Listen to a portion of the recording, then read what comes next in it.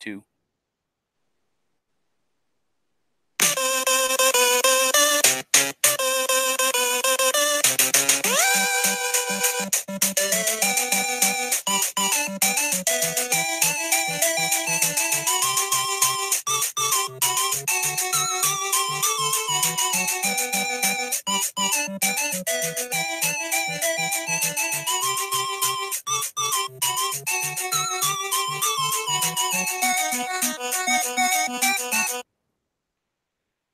Well, hello, everybody, and welcome back to another edition of Talking Busch Podcast.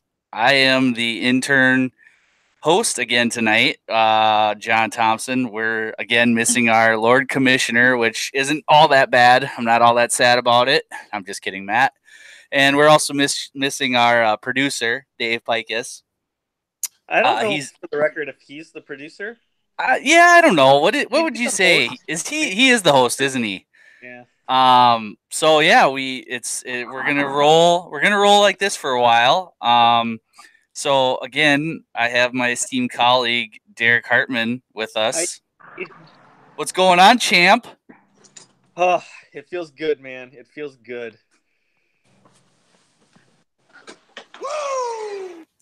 That was pretty nail biting. I'm not gonna lie. It was fun to watch though. It was really.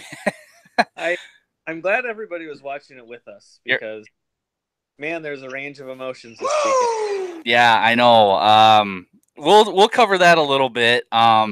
Speaking of which, this is a special. We have a special guest on tonight because we really wanted to see both sides of the spectrum of the sweet taste of victory and the disgusting taste of defeat. We have the evil empire with us tonight. If you're not a listener of ours on a regular basis, the evil empire is the man known as Adam Hartman. Adam, what's going on tonight? Hey guys, say appreciate the invite, but it's the only one I got. So, Are you doing okay? define okay. We did you ever at one time hope someone would do a wellness check on you? You know, I didn't need it, but I didn't really want to see anyone either. So, All right, that's a fair enough answer. on Sunday, Tamara asked me why I was so damn crabby. Oh, so you were sulking a little bit. I was a little bit crabby. Yeah, understandable.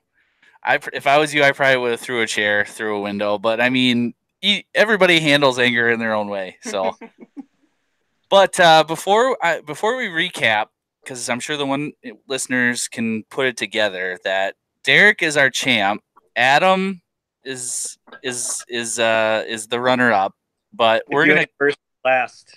That's right. And we are going to cover that here in a little bit, but there's been a lot going on in the state of sports in Minnesota. I don't know if anybody is familiar, but today was early National Signing Day. Yes, they split it up. Stopped it so that it wasn't just only February. All right. Okay. So benefits programs like the Gophers in Iowa, so they don't get their best players poached by Alabama and Georgia and everywhere else. Which, if you two can correct me, because if I'm sure people figured this out, you two, well, Derek for sure. Adam, if you didn't know this already, Adam is, if not is a big Gopher Rube, if not bigger than Derek. But correct me if I'm wrong, guys. I think PJ had a couple of schools, like Florida was trying to poach a couple of guys. I think I saw something about a defensive back that was trying to get poached from, They had a running back named James Gordon from Florida that both Florida State and Miami wanted real bad. Yeah, okay. He turned down visits, and he's rowing the boat with us. Sweet. So yeah, Derek. So this benefits us when things like that happen. It does, because if you gave those schools 2 more months, you probably lose those kids. Which both programs, both our favorite universities, can't afford, because We're living on the edge. Yeah, as much as we love 3-star recruits, it is nice to somehow land a 4, possibly even a 5, especially with the improvements that Minnesota and Iowa are finally completing to get in on the same level as. I don't think they're on the level of Alabama or some of those schools, but they're right up there with. I don't know, what would you say, Derek? Who would they be up there with? It depends who you ask. Dave would say PJ's, the best coach in the country. Well, and easily better than Nick Saban. Oh yeah, absolutely. Like fuck on right now. Yeah, he might be saying that we're about the equivalent of, I don't know, Youngstown State. True. Actually, I think Matt would say we're like Last Chance U. That's us. I'm pretty sure that's where he'd put the U of M at. But no, we're right in the pack with the other Big 12 and Big 10 teams that are, once in a while you might the Northwestern, or the TCU, or that's the crowd that we're in. That's true. All right. So, I kind of was monitoring what was going on. I'll kind of throw out to the listeners. I know the Gophers landed a couple of huge defensive tackles. Yes. One being is it Rashad Cheney? Did I say that correctly? Four-star. Had offers, yeah. Alabama and Georgia. All right. You don't get too much better than that. Right. And I believe their other defensive tackle had an offer from LSU. Those are big time schools you're competing against. Yeah, and then I saw there was the highest rated pocket passer ever recruited in Minnesota history. Did I see that right? Yeah.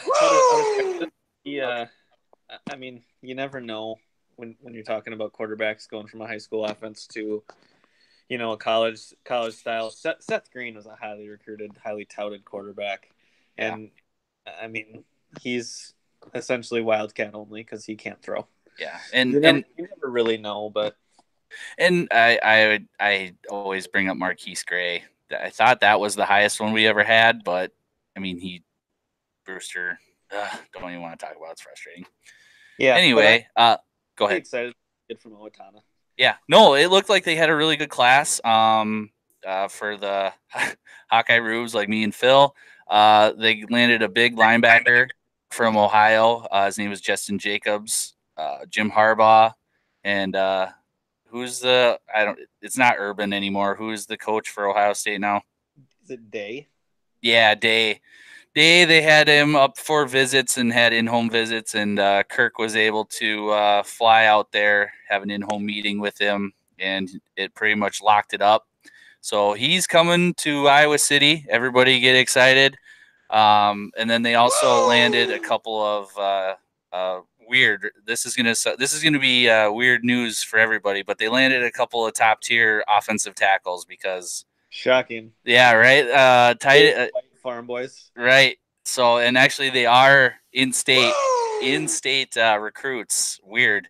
So we're keeping the lineman pipeline going, and we did get a couple of athletic tight ends. They're 3-star, nothing special, but I'm sure they're going to probably turn one or two of them into D linemen or linebackers or something. But yeah, overall, good signing day for both programs. So do you have the numbers on that? Yeah, 247 Sports. That's my main recruiting information source. Gophers 30, Iowa 38th. Okay, it's a good day for the Big Ten. Did you happen to see what some of the other schools besides those two did? Alabama 1, Georgia 2, Texas A&M actually 3. Jimbo. Michigan was the top Big Ten school at 8. Ohio State was 12, which is a little low for them. Yeah, that's true. Nebraska was 24th. Purdue actually 25th. Jeff Brown's a good coach, man. He is. They are going to be on the rise here. Wisconsin 27, Michigan State 28th, and then you got your Gophers and your Hawkeyes. Hey, Derek, do you know what I think about Wisconsin? What do you think, John? It doesn't matter what you think. Who cares about Wisconsin? Screw them. I hope they go 0-11. Fuck the Badgers. Fuck the Badgers. Nobody likes the Badgers. We're gonna get T-shirts just along.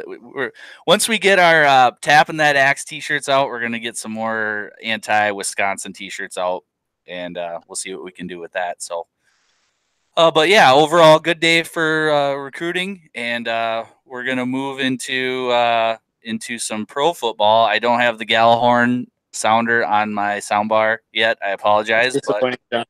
I know I'm slacking big time. Amateur hour. Big win Sunday. The offense finally showed a pulse. That was nice. Oh my gosh, was that not awesome to watch? Adam, your thoughts? Finally, 3 phases of the game came to defense and special teams. So it's looks good when it happens. Derek, do you think Dalvin Cook might be the best player on offense? I think that's a big stretch. Okay. He might be the most talented, like pure raw talent. You know, because we're talking about our wide receivers being a drafted free agent and a 5th round pick. Your quarterback was a 4th or 5th round pick. Mm-hmm. You know, so pure talent wise, that might be the case. Right. But you got to stay on the field. This is only a second career 100-yard game. True. You know, so that's a big jump for me. It was exciting to see it. That spin move that put the linebacker on. Oh my gosh! All right. Was that not awesome? Perfection. You even got PA to give a little "he's loose." True, he did. I thought it was. Yeah, I actually thought, because I was listening in the car, I thought it was like a big run because of the "he's loose" came out. So I'm like, oh man, that must be over 50 yards. And he was just, I think he was so jacked about the spin move. Right. Reasonably so. I mean, that guy just done. That guy's jock is still in Miami. That's how bad that spin move is. How about the play of your Pro Bowl linebacker, Anthony Barr? I'm going to woo because he had a good game.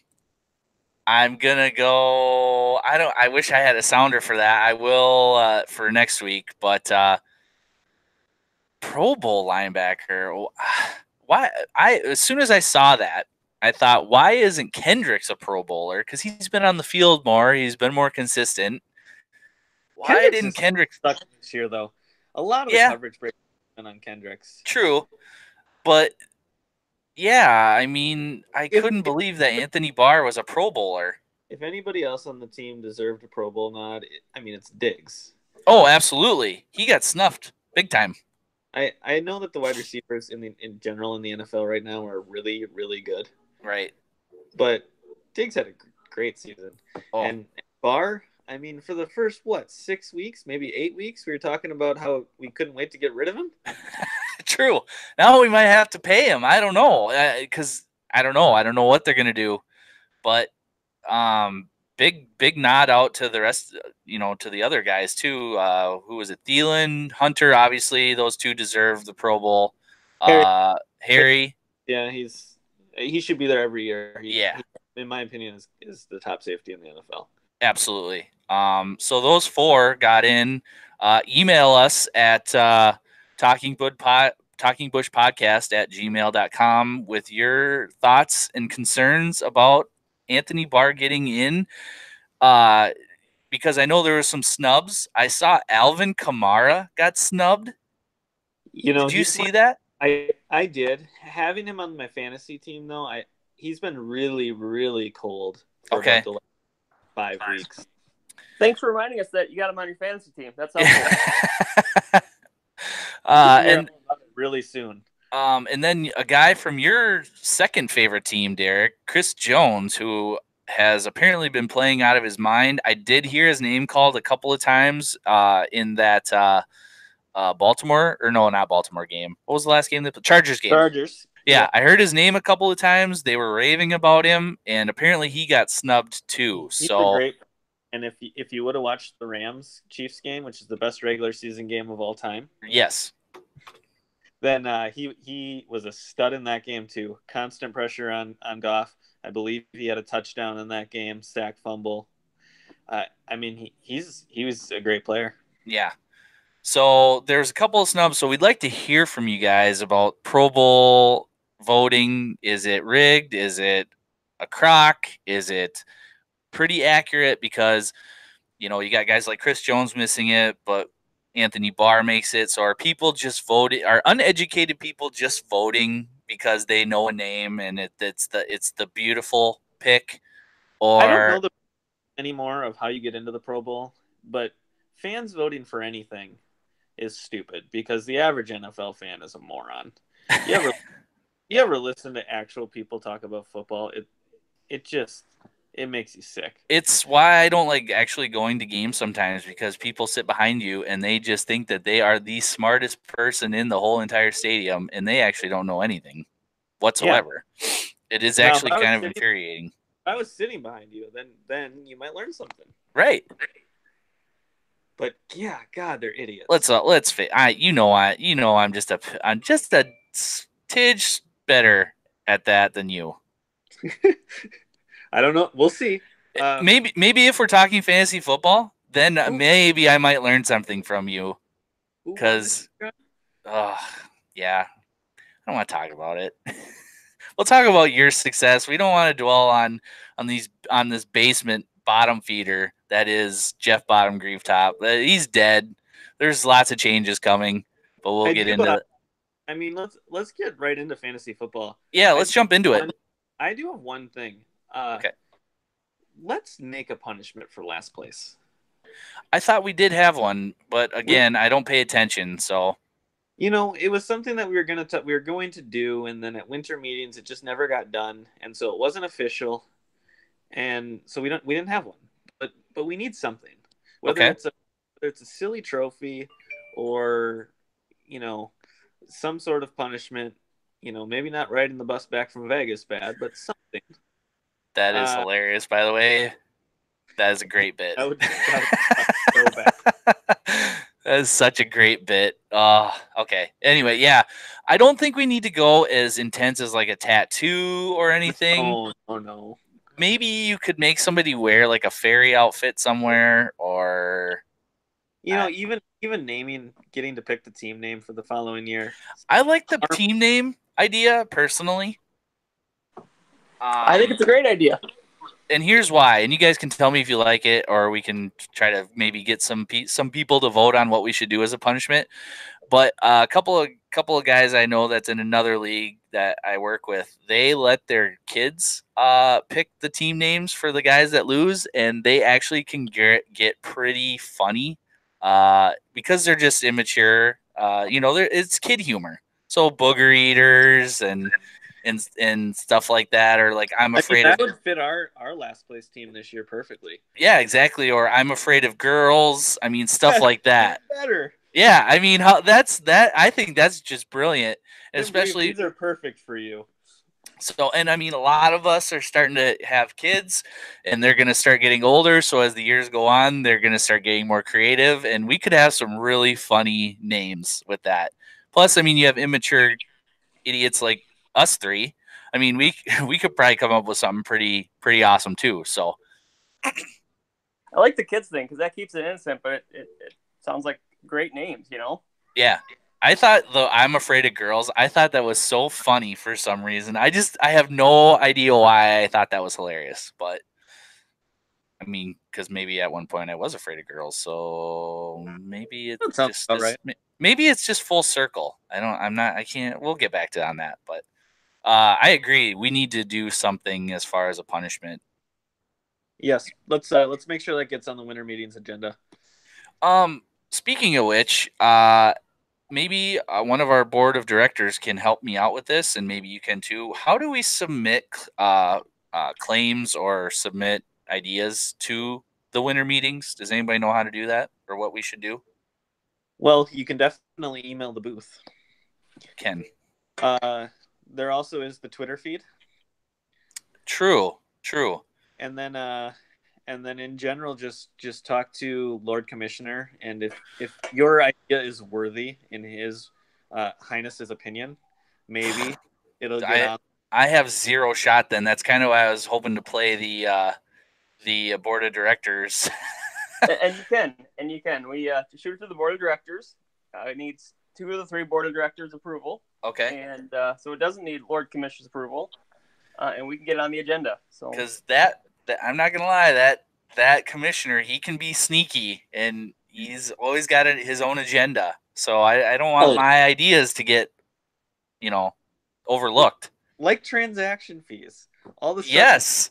Always have done them. In the history that I've been in the league, always done transaction fees. All of a sudden this year we're not doing them. Never discussed once. Right. Like what? We were doing them. They were cut in half. We were still doing them, but No. This year we were cutting them out completely. Yeah, I thought he tried to make it so. And didn't he say they were 50 cents? Oh, no. Adam's right. We were doing $1, and then he tried to cut them in half for Jeff, and then I think the talk was we were going to maybe just eliminate him altogether because he thought that the league was making too much money, which is absurd because if you have that much money, pay it out to the people. That's why we're in this thing. Yes. Like, that's why we're all in this. We're in this to win money. This is like going to Vegas, dropping $100 on 49ers to beat, Seattle. It's not gambling when you know you're going to win. Well, true. Well, shut up. Just evil empire. Speak when spoken to, you dick. But yeah, that's my thought. If you have that much money, figure out ways to allocate it. Well, yeah, but then he's just going to pay out the winner of the 9th place game. Oh, true. See, that's why I want to start getting a list together for what we need to talk about winter meetings, because that might be one of them. I'm not gonna confirm or deny that that's it, but anywho, Yep. So what else were we gonna talk about? We did have a third place game this week. We did? Yeah, I mean, it doesn't matter really. Do we really need to talk about it, or should we just talk about it for the sake of giving them recognition? Congratulations, Max. You did win third place. Nice job, Max. 97.9 over Trevor, 93.3. Well done, Max. Way to finish out strong. I hope you never win a game the rest of the time you're in Busch League. All right. Sorry, I'm kind of doing some technical engineering over here. But we did have a championship game, didn't we? We sure did. Welcome to the main event. Ding, ding, ding. The Hartman Bowl was this week. The first of many. Really? First of many? Makes sense to me. When teams make the playoffs every single year, you're bound to meet up. And this year it happened. So let's backtrack here. I'm gonna set the scene. All right, we're gonna set the scene for the listeners. So it's Thursday night. Chiefs, Chargers at Arrowhead. All right. We all know Derek has Team Chiefs. And sure. It starts off and well, let me just cut you off right there, John. It didn't quite start off Thursday night. There was some draft going on beforehand. Okay. Including a message Derek's receptionist had for him. So. Oh, please elaborate. I did not know this. This is awesome. Adam did call my office and left a message with the receptionist to give to me. That is essentially just said that my favorite team was going to lose this week. If that's the message she gave, you need to fire her because it went a little deeper than that. But... Oh man. She may have given me the Cliff Notes version. I'm sorry that I work for a living. Oh, boom, roasted. But essentially, yes, he was talking trash. It's true. So take us into Thursday. Yeah. Going back to last Thursday night, I don't know if you remember, but Derrick Henry rushed for over 200 yards and 4 touchdowns. Go on. And I had legitimately considered picking him up and starting him because I had been starting Gus Johnson and he'd been very average. I decided to not that week and immediately regretted that decision. And I texted Adam and I told him, and Adam says, I dare you to pick him up and start him against me in the championship game. Oh. And I said, challenge accepted. Very nice. I am from the had Derrick Henry all year. and he did diddly squat for me. So I didn't care for him one bit, and I was hoping Derek would pick him up and get burned, just like I did all year. Fair enough. Understand. I've been there. You just want to stick it to them / have it stuck to them, vice versa. So, okay. So Derek, you set your lineup because I remember Wednesday night we were talking about this. You were wavering between Damian Williams and Derrick Henry. And after Thursday, where the Chiefs had the worst game of the year for the Chiefs. Yes. Tyreek Hill had 5 points. Travis Kelce had, I think, like 10. And Patrick Mahomes had a touchdown robbed of him when he's 3/4 of the way into the end zone. Looked legit to me. And they call him down at the 6-inch line. Damian Williams, 2 touchdowns, bunch of catches, 27 points on my bench. Whoops. I'm all but writing a concession speech at this time. Right. I think we were getting ready to have a memorial for your season. Yes. It was looking pretty good. Adam had sent a couple of very charming texts on our group text message about just Adam, you were a peacock, man. You were ready to fly. I was ready to fly, man. I was there. So, yeah, Chiefs end up playing the worst game of the year. Derek is down. What was the score at that point, Derek? Because you had who? You had Mahomes.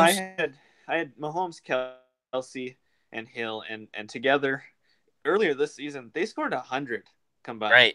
Right. This week they scored I think 34 combined. Brutal. And you had Damian Williams. 27 on the bench, and I'm thinking it's over. Play, help me make it through the night. It was looking pretty grim. Yes, it was. So let's fast forward Saturday. We had a few games. We had I had nobody playing Saturday, and Adam, I don't think you did either, did you? Okay. I didn't. I had Deshaun Watson. I sat him on the bench because I thought Andrew Luck was the safer play. Okay. So we had nothing. How'd that work out for you? Lost me the championship. Thanks. We're working into that, guys. Come on, we gotta keep the scene set for everybody. So we're going into Saturday. You had the two games going. Those guys obviously had nobody going except for Adam. He had a guy on his bench. Was Deshaun Watson, which turns out was a huge mistake. So now we're rolling into Sunday. Derek's sweating bullets because he's didn't get what he needed from the Chiefs. Adam probably is a little irritated because Deshaun Watson did what he did, but he still had Andrew Luck going against the Cowboys at home. So let me start off with the nervous Nelly, Derek. What were your thoughts going into noon on Sunday? I thought that I made the wrong decision. The Henry Williams debacle was going to be the reason that I lost this championship. And I was bitter. I was just pissed off. Yeah. And I was working on things, just trying to distract myself and not thinking about fantasy football. Sure. Understandable. Adam, how did you feel going into that? I was researching Ricky Bobby gifts, just to line them up for the championship. Okay. So you were feeling pretty good, right? You're going into this, you're thinking, I got this. There's nothing's gonna stop me now. I'm gonna be the first 4-timer in Busch League history, which would have sucked for all of us, but good for you. First back-to-back, first 4-time champ. Yeah, get the t-shirts ready, get the champagne out. This is happening. Absolutely. I thought I had it. I thought I had it won. So I'm going to let you guys take the wheel here. You guys can talk amongst yourselves because I was driving home from Christmas up in Cross Lake. Oh, good for me. And so I really wasn't paying attention to your scores, and I wasn't paying attention to the games and what was happening. So if you guys could kind of give me a play-by-play what was going on up until we knew the final bell, what was happening? Sure, absolutely. Sunday noon games. I had Derrick Henry going, and Adam, you had Adam Thielen. Thielen and Luck. And Luck. Oh, yeah, Luck. Luck was not so lucky. Luck was terrible. As our listeners probably know, he'd been averaging 2 to 3 touchdowns a game, pretty consistently. 20, 25 points, pretty consistently. And that game, 3 points and 2 rushing touchdowns, 0 passing. Andrew Luck, 192 yards, I think, and 0 touchdowns. So yeah, I mean the Colts couldn't find the end zone as a team. They, Jim Mora would love to comment on that game with his, in my opinion, that sucked. Yeah, we're working on it. they were awful. They were awful. I got really, really nervous about 5 minutes into the Vikings game, watching that offense and them throwing the ball. And I was just like, oh, God, Thielen's going to have 2 touchdowns and 10 catches, and he's going to be an absolute stud. And it didn't turn out that way. He had a catch taken away from right away on penalty or whatever it was. It was a 20-yard catch, and from there on out, just you didn't see him the rest of the day hardly. So no, Adam Gase came out after the game saying that their goal was to take him away, and they did. And Diggsy reaped the benefits, and Cook reaped the benefits, and fortunately for me, Thielen did nothing. Which, yeah, I mean, you got that going for you. So, in my opinion, that sucks. Thank you. I might. Let me try. I might be able to get here. Ready? Yeah. Oh, that didn't pick up. Oh well, we'll get it on there. Derrick Henry, however, did not suck.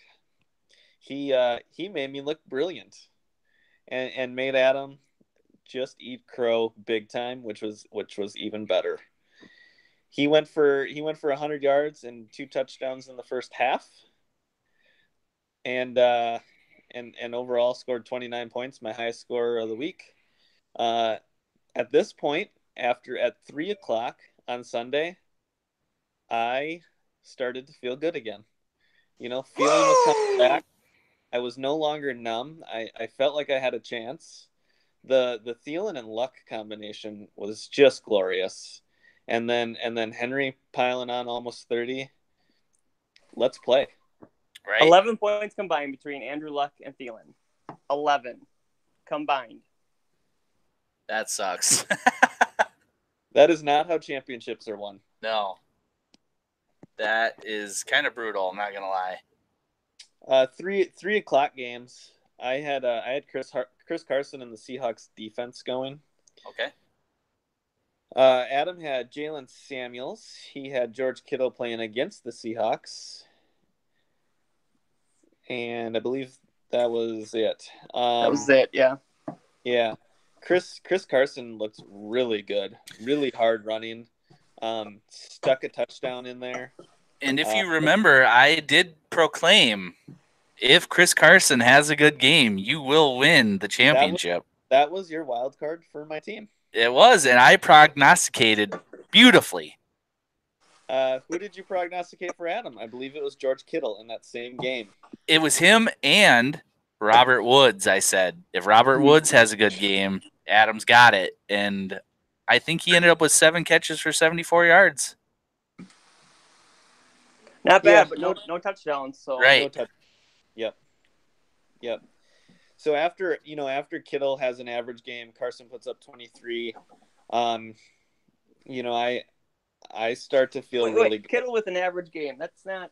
No. 5.6 points. Below average game. Okay. Sorry, misheard. Yep. Below average game. I started to feel really good going into Sunday night.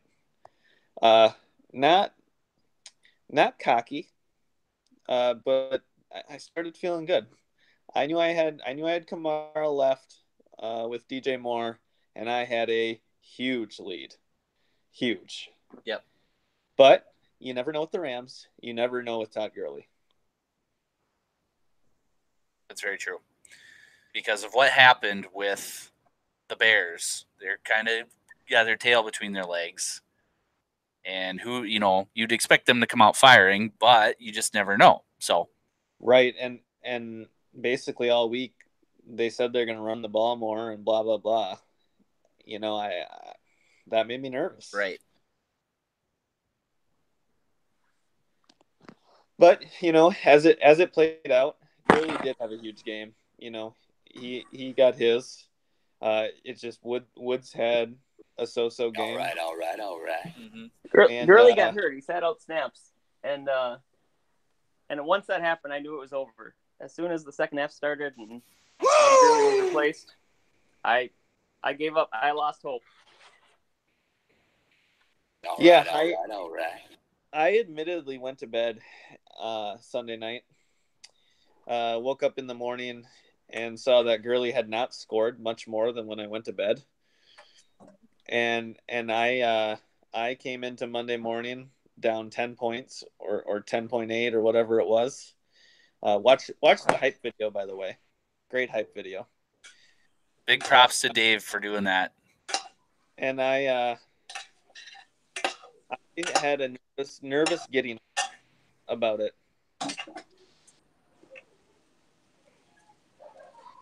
You had a nervousness? Why? I was nervous but giddy. Okay.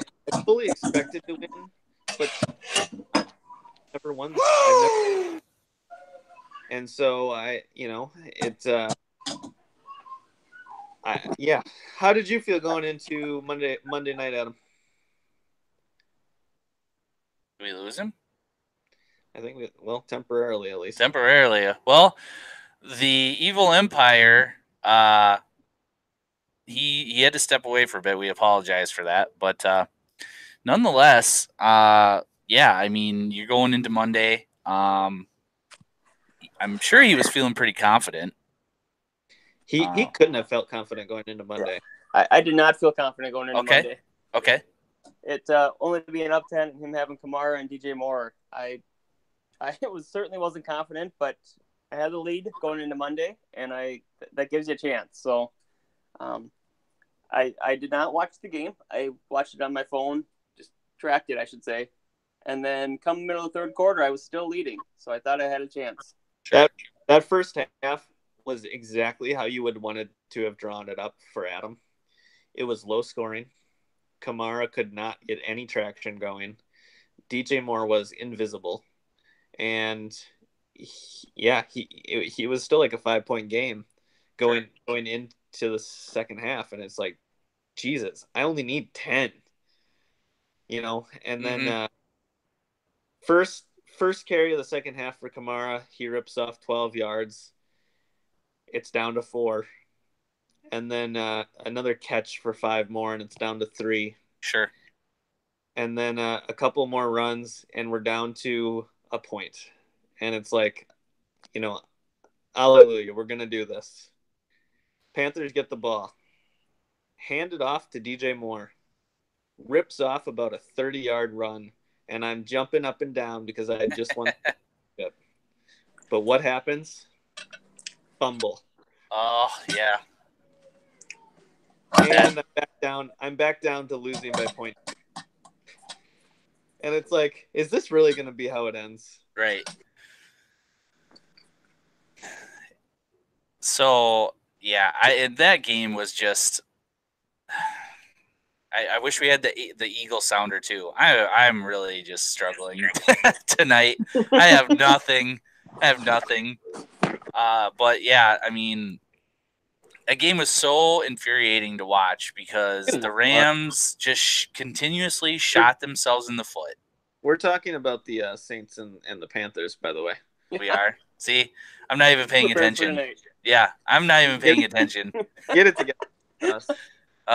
It's just been unbelievable. It's a good meat sauce moment. Henry just daggered me this weekend. I couldn't stand it. Or Stephen A. Smith, did he have to go up against Derek Johnson while he was at it? Man. Really? Yeah, right? John would know. Kamara goes on to score a touchdown. At that point, it's all but over. Yeah. I'm up about 6 points.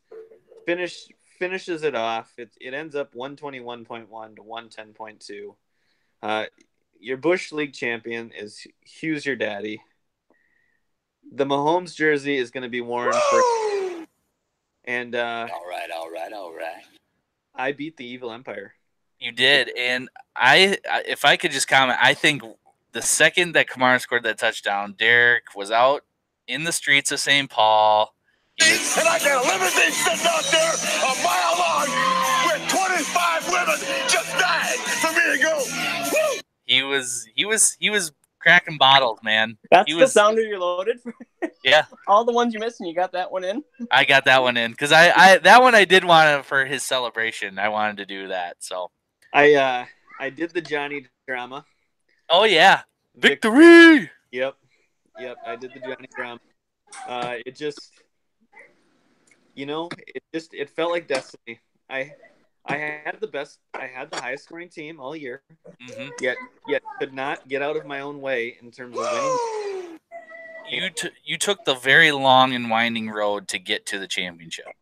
I did, and you know what? It happened anyways. All right. Yes, very well done. Kudos. This is Derek's first championship ever. First of many. Well, we'll see about that. There's always next year. That's our motto. That's the banner hanging in the basement here. There's always next year. So we've been giving Derek hell for years because he was usually a one-hit wonder in the playoffs. No more, man. No more. I've made the playoffs every year I've been in this damn league. It just, I'd sputter. I'd fall. Playoffs? Don't talk about playoffs. You kidding me? Playoffs? I just hope we can win a game. This year, AJ Green goes down, no big deal. Emmanuel Sanders goes down, no big deal. I have the Chiefs have their worst game of the season in the title, no big deal. Destiny. It's happening. So it sounds like, Adam, you're the Evil Empire. You go down swinging. This is like your 8th championship game that you've been in, I'm pretty sure. Who knows? I don't have the stats. Sounds like in the background, your family didn't just pack up and leave you because you failed. Sounds like they still love you, which is good. Oh, he went away again. They should have made him do the shame walk. They should have. I got the trophy engraved today, and it felt like a walk of shame. Yeah. I just felt disgusted. The little bronze guy was looking up at me in disgust. I was hoping no one would see me walking with it. That looks like a cool trophy. Of shame. It doesn't matter what you think. Well, congratulations, Derek. Proud of you. Derek takes home some moolah. He gets our sweet trophy. And then we gotta start prepping for next year. It's going high and proud in the apartment, boys. In the apartment, you're not gonna put it in the office? You know what? I want to look at it. Okay. Every day, not just days I'm working. You wanna look at it and feel it deep in your plums. Yeah, and when I'm alone, maybe cuddle with it. Just make love to it. It's like the Shiva. You're gonna just make sweet love to it over and over again. Oh, exactly. God. We're gonna need to disinfect that thing come next year. Good God! But then again, next year. Just remember though, I've had it twice before you, so just be careful. I got plenty of disinfectant wipes. Oh, so let's talk about Christmas, boys. It is the week. Yeah. And you guys got to travel anywhere? What's your plans? I will be in the New London, Spicer, Painesville area. Everybody's coming towards us, so we'll be up here. Adam, what do you got going on? Weekend, and then sticking around Rochester for Christmas Eve and Christmas Day. Nice. Derek, are you going back home? I am heading towards Rochester to see the family for that weekend. The following, I got to do a little bit of traveling to see Lisa's side. Sure. But yeah, it'll be good. I'm excited. We always grill steaks right after church on Christmas Eve and drink beers, and that is it's hard to beat that. That's freaking awesome. Speaking of which, do you guys have any like other traditions like Christmas movies or anything like that that you guys want that you watch or that you recommend people watch? You know me, I'm all about lists, so I have a nice list here. But what about you guys? You know, I have one Christmas movie that I watch every year. And you know, it's for me it's Christmas Vacation. That's a Great movie. That's a classic. Great movie. Yep, Classic. For me, that's the one. You know, the other in terms of lists, I like lists too. Home Alone is up there for me as a movie. Which perfectly timed marketing by Google to have Macaulay Culkin reprise his role as an adult Kevin McAllister. Genius. If you guys haven't seen that, it's brilliant. I did. I just watched it before I came down here. So genius. You know, I like Elf. Will Ferrell. Elf. Yeah. Yep. Classic. My favorite. I love Die Hard. Yes. I truly believe that is a Christmas movie. Yes. All right. Make your case. Why is Die Hard a Christmas movie? If Home Alone is a Christmas movie, then Die Hard is a Christmas movie. If you're going to say that Die Hard is not, then I'm taking away Home Alone. I'm gonna say everybody's gonna have that argument. Yeah, Die Hard is a Christmas movie. I don't care what Bruce Willis says. It is. He goes out to LA to see his family for the holidays. They're having a Christmas party. Yes. He writes "Ho ho ho! I have a machine gun" on the guy's sweater and puts a Santa hat on him. That's Christmas, and I'm pretty sure at the end of the credits it has a Christmas song. Am I right or am I wrong? I'm pretty sure. You're absolutely right. Yes. Therefore, it is a Christmas movie, just like Lethal Weapon is a Christmas movie. They're just growing up Home Alones. Yeah, exactly. Yeah. You turn on Lethal Weapon, and the first thing that starts playing is Jingle Bell Rock. That immediately makes it a Christmas movie. No ifs, ands, or buts. So all you have to have is Christmas music, and that's what makes it the Christmas movie? In my opinion, if you have Christmas music, the Murtaughs have Christmas lights on their house. There's a Christmas tree set up. Set during the Christmas season. Yes, exactly. It's a Christmas movie. Just like, what's another one I'm trying to think of here? Batman Returns. There's a huge celebration for Christmas in Gotham. The Penguin steals the mayor's baby. You know that whole bit.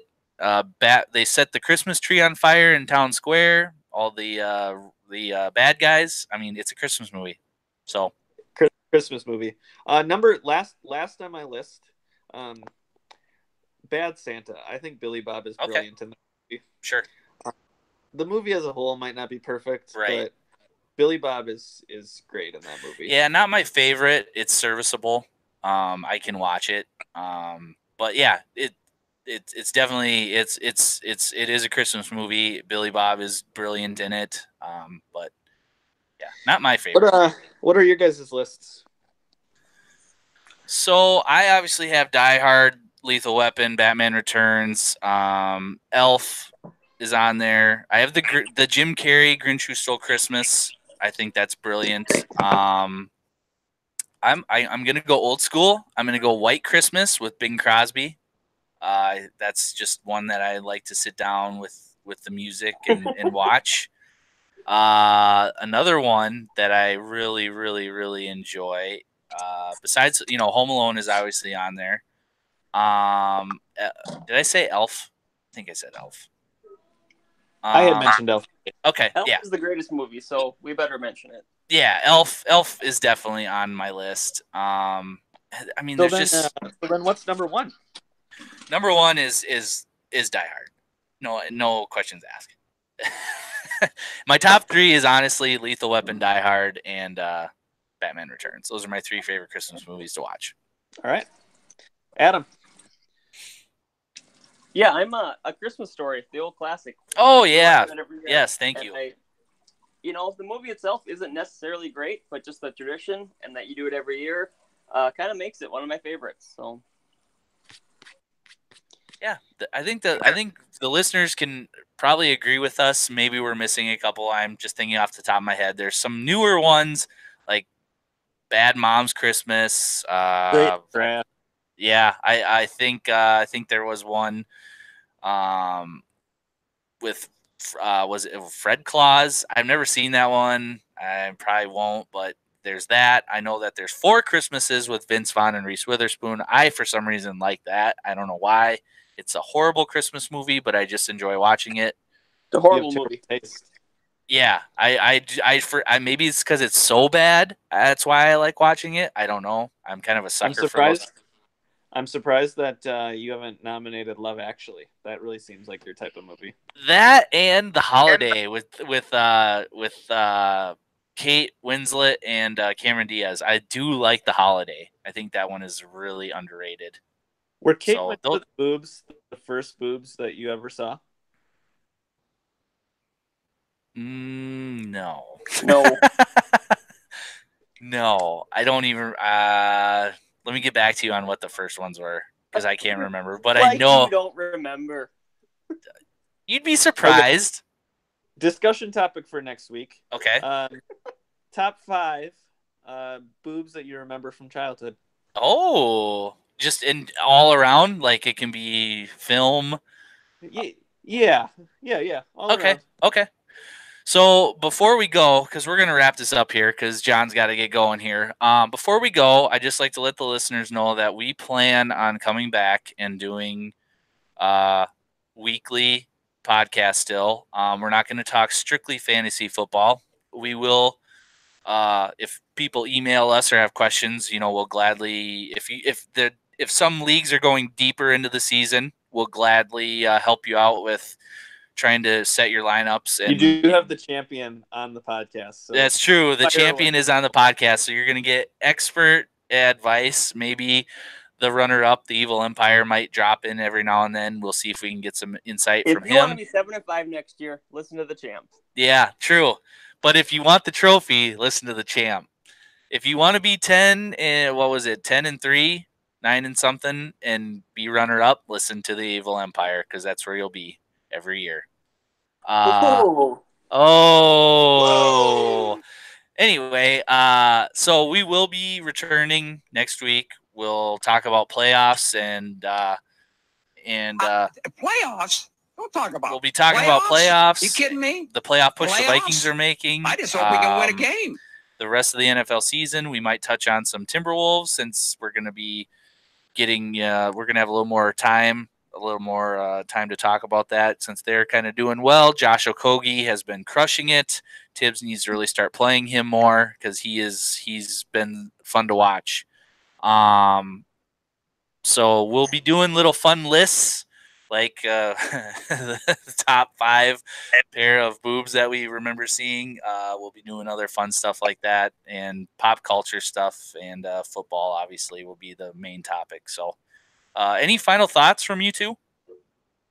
I really don't. Just God bless and victory.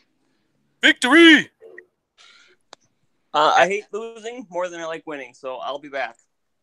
Adam, I'd like to thank you for joining us tonight, and just like to wish everyone a Merry Christmas and a Happy New Year, Happy Holidays, and we'll talk to you next week. Bye, Derek. Yep. Take care, boys. Bye. Bye.